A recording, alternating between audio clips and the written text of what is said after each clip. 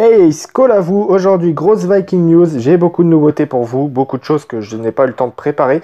Donc, je vais faire un gros global avec toutes les nouveautés que j'ai trouvées ces temps-ci. Donc, on commence avec la saison 6 de Lucifer. Il y a eu beaucoup de photos qui sont apparues sur Instagram. On va commencer à la photo numéro 1 avec Chloé et Lucifer. On voit un Lucifer qui est probablement en plein combat ou qui a été en plein combat avec le petit veston en bas déchiré. Donc, je pense que oui, il y a eu un affrontement avec quelqu'un. On voit la photo numéro 2, Maze et Eve en mode show, un peu bizarre quand même. En numéro 3, une photo très intéressante, on voit Amenadiel qui a sûrement intégré l'académie de police, qui s'adresse à une personne âgée probablement, au style vestimentaire, ça peut s'apparenter à ça. On voit en arrière-plan Dan, alors je ne sais comment, alors attention spoiler, vous savez que Dan est décédé dans la saison précédente, et dans les descriptions du site, on voit bien qu'ils expliquent qu'ils ont trouvé un moyen de le faire revenir de façon crédible, entre guillemets.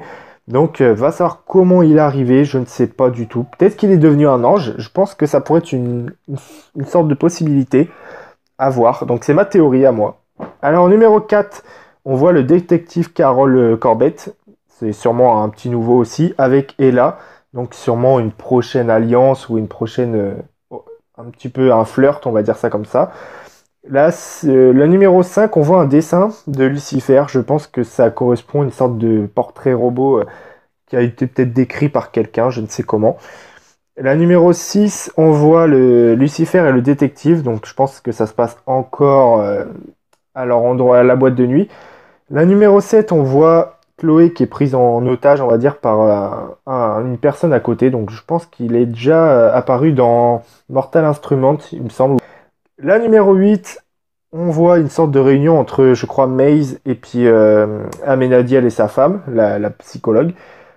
La numéro 9, un mec qui fait du yoga, rien de trop. Je pense que c'est sur une enquête, encore une fois, rien de trop spécial.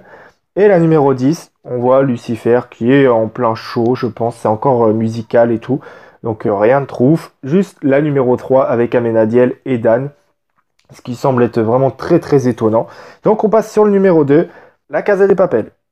On a une bande-annonce prévue pour le 2 août, puisqu'il y a eu un petit teaser extrêmement rapide justement sur ça, où on voit le professeur qui est enchaîné par la flic, là, Sierra, je crois, ou il me semble, ouais, c'est ça.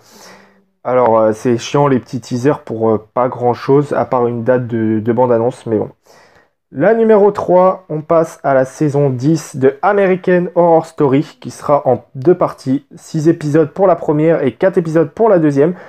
Alors, le thème, c'est sur les aliens et les sirènes, un beau mixte entre les deux. Donc, je trouve ça vraiment ingénieux, ça va être un petit truc nouveau, et la saison d'avant m'a beaucoup plu aussi sur le camp, là, où c'était vraiment pas mal...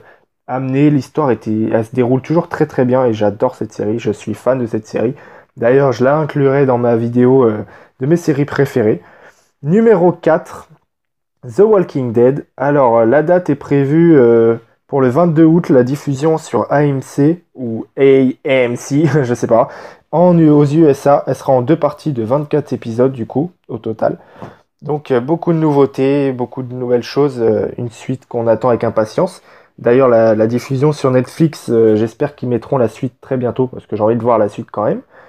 On va passer au numéro 5, la série Vikings Valhalla, donc qui est un spin-off qui se déroule 100 ans plus tard à Kattegat, toujours. Malheureusement, pas de Ragnar, pas de Lagertha, ni de Bjorn, ni qui que ce soit d'autre. Peut-être certains personnages, mais je pense pas. Donc 100 ans plus tard, je pense qu'il risque pas d'y avoir grand monde. On passe au numéro 6, et c'est le dernier, on va parler du spin-off justement de Game of Thrones sur Daenerys, donc les Targaryens avec House of the Dragon. Donc le titre parle de lui-même en soi. Le tournage a débuté en avril dernier, il y a eu quelques images, donc je vous mets en même temps tout ça, hein, vous inquiétez pas.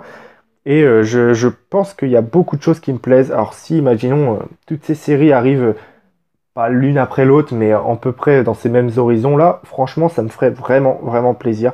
Marquez-moi en commentaire, vous, ce qui vous hype le plus dans tout ça, dans, je sais pas moi, dans les autres séries, par exemple Flash, toutes ces choses-là, je sais pas. C'est pas le genre de série que je regarde, donc j'en ferai pas des news, puisque je ne m'y intéresse pas pour l'instant. Donc, je vous laisse sur ces paroles et je vous laisse mettre en commentaire ce que vous en pensez. Et voilà.